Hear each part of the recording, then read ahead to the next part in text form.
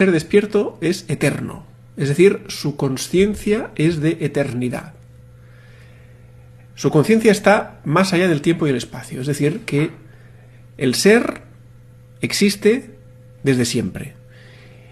Y este desde siempre es un término que para nosotros es inconcebible, porque nosotros vivimos en un mundo temporal, en un universo en el que digamos que está el espacio-tiempo.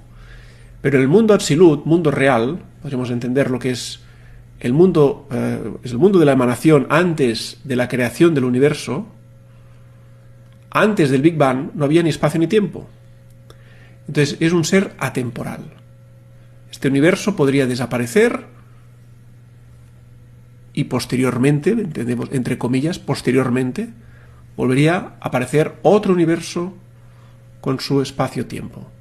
Entonces, el ser despierto es consciente de su eternidad.